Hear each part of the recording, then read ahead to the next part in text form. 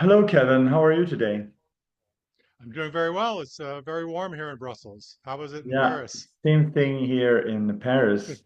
Now, we wanted to discuss a very important topic, which is basically immigration and climate. And there are a lot of strains, a lot of threads that we can pull on to discuss this. I think you had some interesting ideas about this, so let's jump into that. Because immigration is a topic unto itself, a very polemical topic, especially in Europe, and so is climate. It's very politicized. It's not only a question of science. And of course, there's been a lot of attempts in the past and even today to link immigration with climate. So that's, I think, a very interesting point. So, Kevin, please, let's start it off. Okay, I've always found it a total mismatch, actually, that people who are worried about the climate crisis would also tend to be pro-immigration. And these two things just never made sense to me. And so the problem is, if we look at, first of all, on climate change, obviously no one some people, you don't believe in climate change. The climate's always changing. It always has changed. There's no such thing as a steady state climate. So obviously the climate is changing and always has changed and always will change. And so that's not even a debate. And so the question is whether it's man-made. And so let's assume it is man-made. Then obviously the people who are most responsible for it are the wealthy nations, is the first world, the highly industrialized nations until recently. And so, and a key factor, obviously, into creating the conditions of man-made climate change, if it exists, is population numbers. The higher the population, the higher the GDP, the more carbon you're going to use, the more problematic it is for the globe, say. And so, if you look, another interesting aspect, if you look at wealthy societies, especially Japan, as a society gets wealthier, its birth rate tends to go down. And so, and this seems somewhat natural. It seems almost normal and so, but with the theory of mass immigration, because certain economic interests don't want a declining population, often it's the fire industries, finance, insurance, and real estate. It's not going to be good for real estate prices if the population is declining. And so they have a financial interest to keep the population growing. And so obviously, as the population, one way to look at this, if in America, I look at it as much from the American point of view. When mass immigration started in '65 with the Immigration Act, I think the population was something like 250 million. And if that had never passed, if the U.S. didn't have mass immigration, the population of America, don't hold me to this, but something like 220, 230 million right now. But instead, we're at least 350 million, if not more.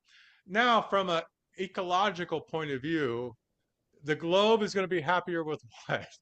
An America of 230,000 people or an America of 350,000 people?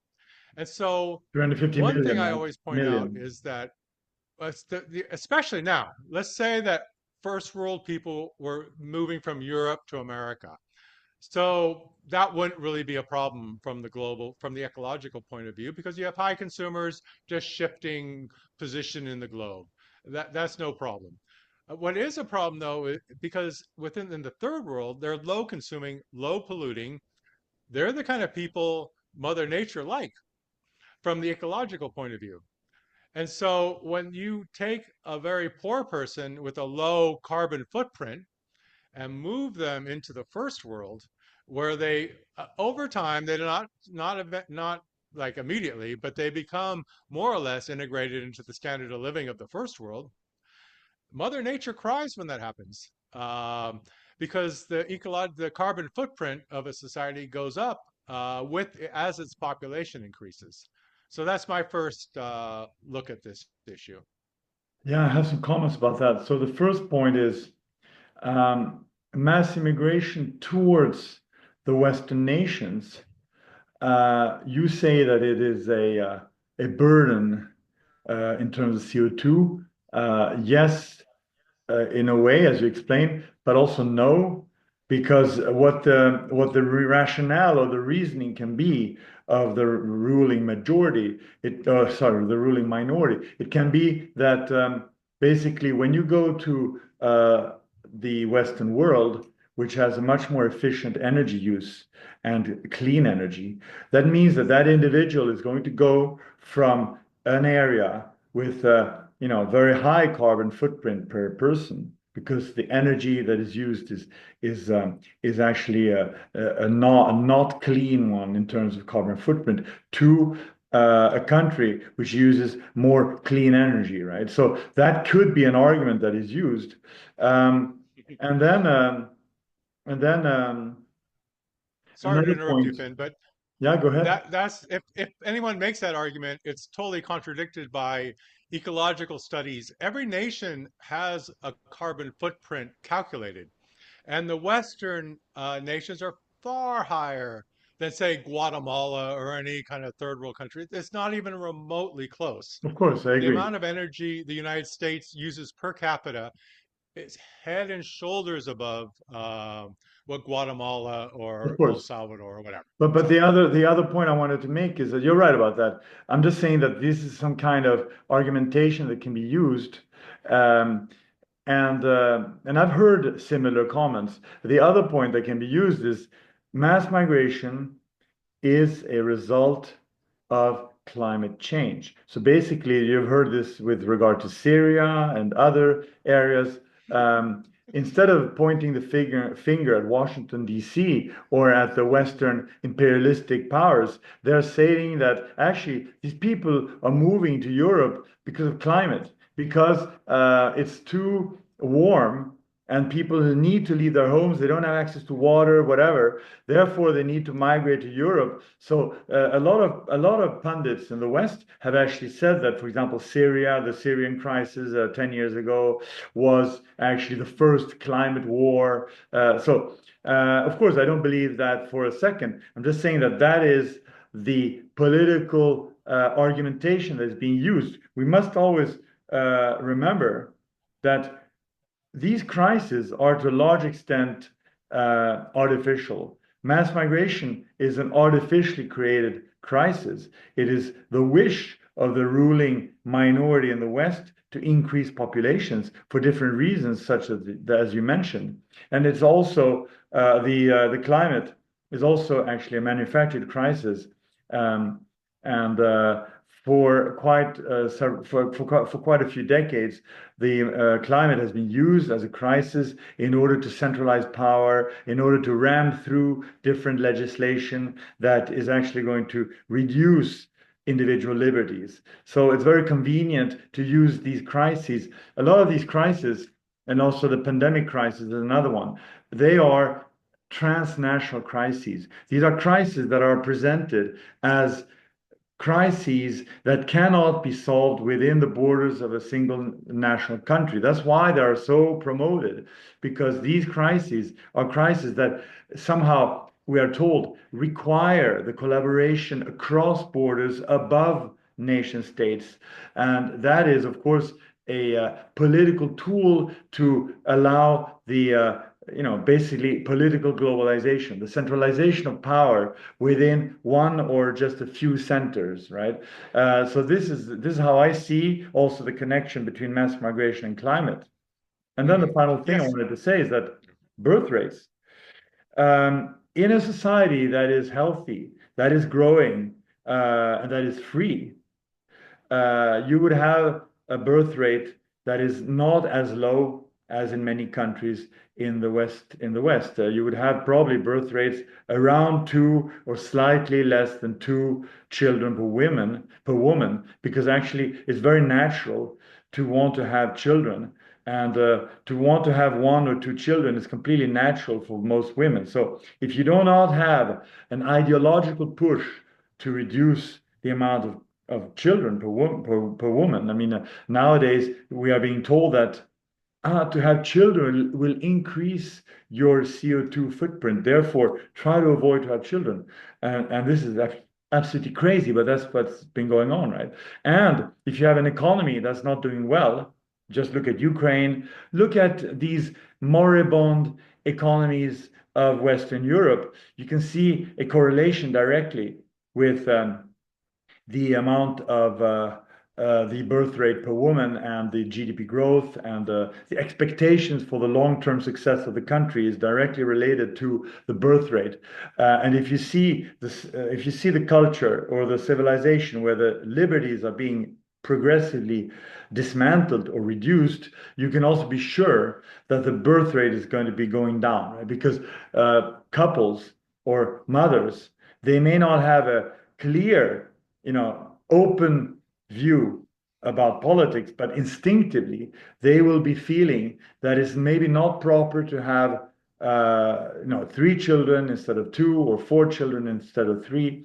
And then you have what you talked about before, basically real estate. If you can afford to have a three-room apartment or a four-room apartment, you will tend to have the amount of children that corresponds to what you can buy in terms of real estate, what you can take in terms of loan, in terms of interest rate on that loan. It's all connected, right? And so that's why I think that this birth rate aspect is very important, and it's a kind of a key indicator of the health of a society. Okay. Well, I'm going to go back and comment on the Syria question.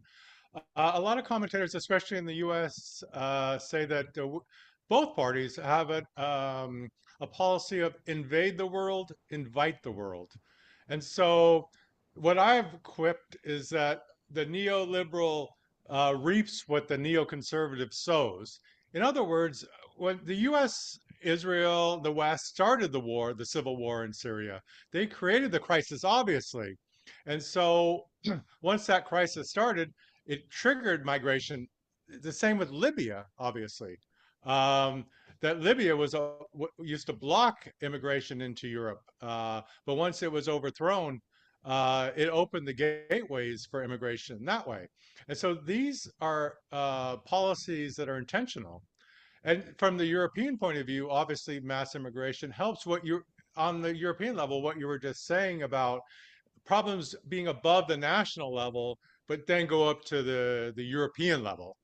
Um, and so, yes, these, and so then your next point about like the pandemic and climate crisis are these are intentional policies in order to create a crisis above the national level. Where you do have conflict, though, is that some people say the World Economic Forum see some kind of like globalist elite who are going to solve these problems, whereas America sees themselves as the unipolar power, and they're going to solve these problems. At least one party in there. And so I always another example is the UFOs. The U.S. is often trying to get this whole UFO question into play because then who would negotiate with the UFOs? That kind of highlights America as the global power. And so on birth rates, it's a complicated question because whenever we talk about it, we also have to take into account Taiwan, Japan, South Korea, these East Asian countries that have catastrophically low birth rates. And so one could talk about economic issues that there's no time. Women are in the workforce and there's no time to have children. But I go back to the 19th century when men and women and the children were in the factories slaving away, and they still managed to have children. Now, maybe the economic situation was the rewards were different then. They needed maybe children to help survive, but it's a complex situation. Also, one could argue that the deindustrialization, which is a lot of what climate change is leading towards, in especially in Europe, is to close down these big factories that employ people and then having kind of a virtual economy. Um, could You could argue both ways, but no, it's a difficult problem to solve the birth rate issue. And I think there's definitely a cultural aspect to it.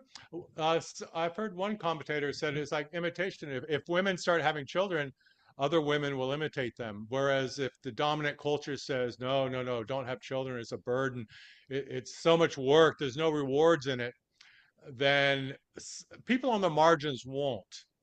I my personally, I always wanted children, so I can't imagine I've been influenced either way. And I'm sure there's a lot of women who are like that who they want children, or on the other side, people who don't want children and just never would. That's perfectly fine. I think it's the marginal cases where there's an issue. Yeah, I think I agree with what you're saying here. It's a complicated issue. What I want to stress are two words that you discussed, and maybe we can end the video there. And I think it's two important words. The first one is intentional, that these crises are intentional. And I think that we cannot stress this enough because a lot of people, unfortunately, they haven't had the chance to read or to look at the under the hood of politics, of international politics. But the reality is that these crises are intentional. The crisis in Libya, it was intentional to produce waves of migration. It's been intentional to basically dilute the nation states and the sense of the nation state. This is part of the globalist agenda. So it was not maybe in Libya the only reason, but one of the reasons surely was this. You can see also that George Soros, Open Society Foundation, and all the NGOs connected to that system have been for years helping the smugglers in Libya to get the immigrants off their boats and into the boats of the European NGOs in order to bring them to Italy for further dissemination across Europe. So The word this I is would use is amplify. They something happens, they take the opportunity and they amplify the crisis in the direction that they want to go. That's like you're describing with Soros. yeah, so I think this Uh, point of intentional is extremely important, that people really need to realize that these crises do not just happen just out of the blue.